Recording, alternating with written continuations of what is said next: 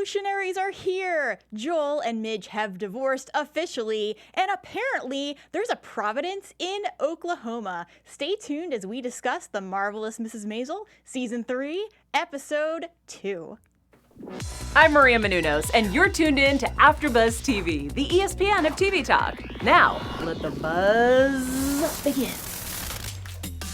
Hey everybody, I'm Rachel Goodman, and I'm here with my amazing panel. We've got Loren, and we've got Ashley. Hi guys. So we're gonna go ahead and dive right in, but before I do, stay tuned because we're gonna have some news for you toward the very end, and then our prediction segment last.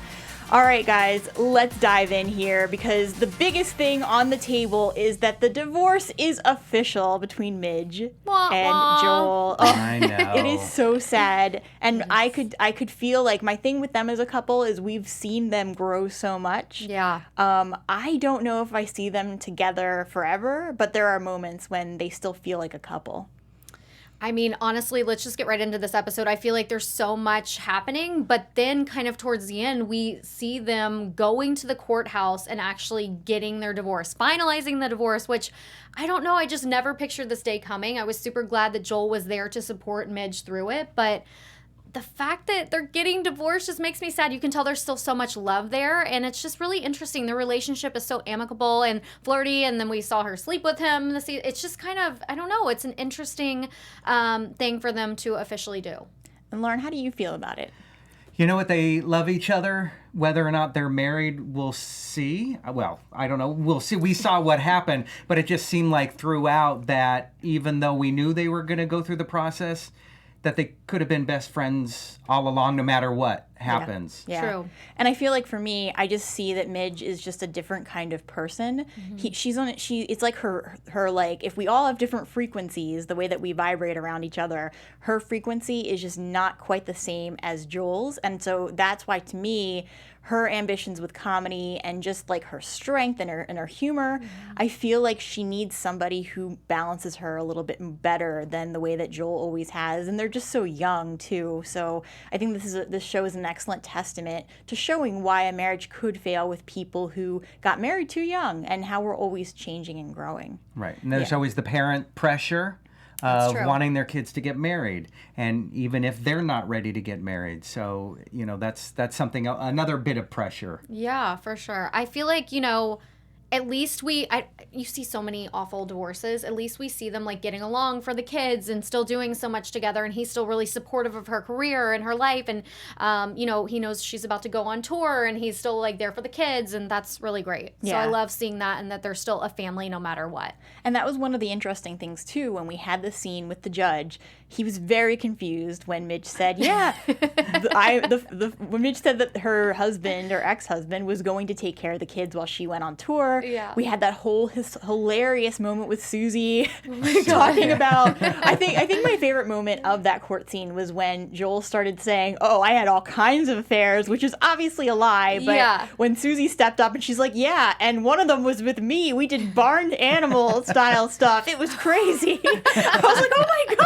Susie, but Susie just always knows how to, you know, lighten a situation. Plus, what we also got kind of segueing into Susie was the situation where she's trying to get headshots for Midge, trying to be her manager. At the end of the episode, we do see that Susie goes to this party where we meet Shy's manager, Reggie. What did you guys make of that? Oh my God, I was scared. First of all, we know that actor from This Is Us, and he's a pretty big time actor, and he usually plays such a lovable character, and he has such a sweet face. In this episode where he was introduced, I was terrified for Susie. He's such like a hard ASS kind of manager, you know? Like, I don't know. It was interesting to see him play that sort of character. So for anyone who doesn't know, he is Sterling K. Brown, and he's on This Is Us. Yeah.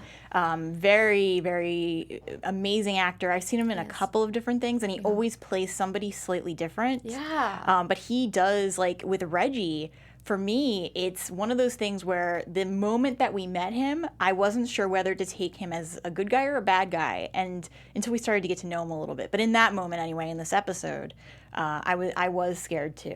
Yeah. Right, but I think his character and not knowing where he was going to go was more to serve Susie's uncertainty as a manager. Remember, she was managing the small little club coming in, and now her client is Midge.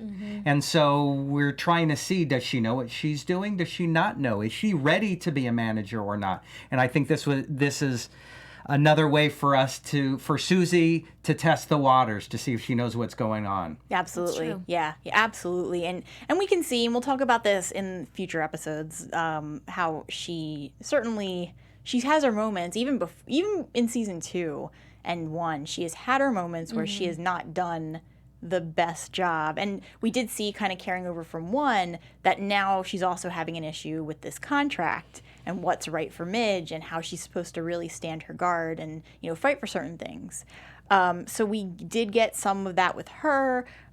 We see, like, one of the other things is that Midge is clearly still mad at Susie regarding Sophie Lennon. It's honestly kind of hard to watch. I have to say, we've never really seen them fight as much as we did in this episode. They always seem to have each other's back and get along really well. And of course, they have banter back and forth, but it's never serious. And Midge, you could tell, was so hurt by what Susie did representing Sophie Lennon. And she's questioning her loyalty, and she's questioning whether she has her best interest at heart. And it's hard to see, but, I'm rooting for them. I know they're going to get through it, and they ended up patching it up at the end, which I was really grateful for. I did not want to see them fight anymore. Yeah, and we can't forget that Midge doesn't like Sophie because Sophie banned Midge from playing clubs, and so she's got that issue of, Susie, why are you now taking on somebody who did this to me? And you're right. It is a conflict, in my opinion. Susie should, and that's where we're starting to see that Susie does have things to work out that hopefully we'll see by the end of the season. Maybe not, though. But to me, it's fascinating, and Susie acts very differently around Midge than people she's actually intimidated by. And so that's a very interesting thing. Let's Lauren, you had mentioned parents earlier. So let's talk about the parents. Who do we start with? Let's start with Abe and the Revolutionaries and the oh man, the wannabes, I'm going to call them, because they keep pissing me off. Yeah, totally. The beatniks, yeah. The beatniks who keep saying, I'm going to go home and get dinner, or I'm going to allow, someone to make dinner for me here. It's crazy the way that they're acting. Yeah, Abe, having been let go from Columbia, his life is now kind of in turmoil, and he's trying to find something to do, somewhere to go. And he kind of got a taste of that when he went to see Lenny's show. Yeah. And so now he's got that taste of not just freedom, but the revolution. I can't even pronounce it. Don't even ask me. But he wants a taste of fighting the man, the good fight. Yeah. Mm-hmm. Yeah, and we see, too, that part of it is we see that he's separated from Rose yet again because she has gone to Providence. But with Abe, we're also getting the sense that he is starting to get everything organized so that they can leave. So they are, going to say goodbye to their apartment. Hasn't happened yet, but they're prepping, and so we get this whole thing where Abe also isn't sure if Rose is going to come back. There is uncertainty in his voice when they're talking about it. I was afraid too. After what we saw in season 2, when she left for Paris for months at a time, I was like, not again, please, let's not go down this road. But it actually took a really cool turn. We saw her going back to Oklahoma, to her roots, like you were saying, in Providence, Oklahoma. We never knew she was from Oklahoma. They kind of slid in all this information, but we had never known about her family, her trust fund, anything that was happening, and it was so much goodness. I really loved seeing her back there, and then, of course, what unfolded I thought was so cool, how she really became a feminist back in Oklahoma in this time period, which, was not a popular opinion. And it's interesting because not only that, but it was, Oklahoma, in the, I guess we'll say 60. It's the 60s, man. Basically, yeah. And this whole situation where this guy, Oscar, her brother, he had no respect for her. He had no respect for Midge. He had no respect for females, period. And so much so to the point where they would not allow Rose to be a member to have a seat on the board. But a little boy who has no experience could take one of those seats. That really irked me. Yeah. Yeah, we got a big taste of that with Mad Men, where we got to see the way people were treated, men treated women back in those days. So I was glad to see Rose saying, you know what, screw this. Yeah. I'm not taking any of this. I don't want to be a part of it. And the funny thing is that both Abe and Midge are not happy with her decision because their argument is, well, we needed this money.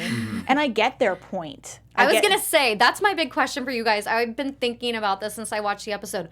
Would you actually give up your trust fund just to prove a point to your family and to really stand up for your morals and values? Like, she has zero money now. And I just don't know if I would have made that decision, especially because they're already in sort of a financial crisis after he left his job at Columbia. So what do you think? Would you do it? I would have done it a different way. Okay. And I think that the thing is, I understand where Rose is coming from. She's already in an emotional state because her husband is going through so much. So I feel like that's kind of where it came from. And Rose, when she's upset, does tend to let things out a little bit emotionally. So it felt characteristic to me that she would act, so, passionately. Yeah. But I think for me, if I was in that situation, I would try to find another way to get a seat on that board. And in the meantime, I would say, okay, yeah, well, I need like all of my trust funds so I could take it and just go. But I don't think Oscar would have given her all of it, probably just a little bit more, which would probably have been peanuts. True. And then she would have had a grovel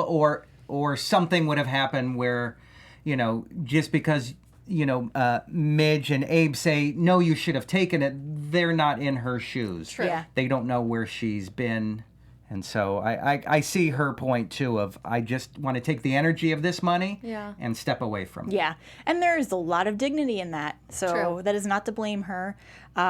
Let's just, if you guys have any other like thoughts regarding the episode or anything that we didn't quite touch on, is there anything you had left to say that we may not have talked about yet? I just feel like it was a really great episode because not only were there so many storylines and so much going on, but it's kind of leading us to that next chapter. We know what's about to happen for Midge. It's really exciting because she's going off on tour. The family dynamics are taking another turn with the housing situation and the kids being with Joel and Joel starting the new club, which we didn't even really talk about, but the whole Chinatown club and all the underground gambling thing that's happening in the basement. I don't know. I feel like there's just so many really funny and great storylines happening right now. We'll talk more about that next episode too. Yes. We had touched on the comedy club in episode 1, so there's so much more to say though when we get back to it. And May. So many things to say about her. Yeah.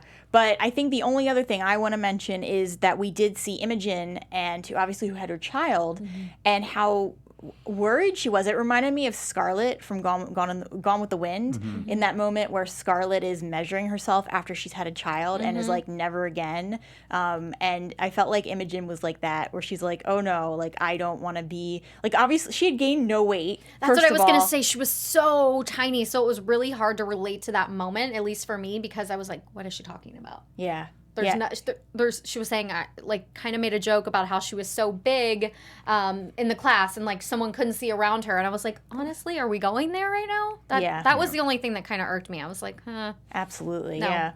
Yeah. All right, well, let's go ahead and jump to our news segment. There's so much news. AfterBuzz TV News. So, Ashley, would you like to take it away? Yes, there's so much news I feel like coming out of the show. But the biggest headline that I saw today was so interesting.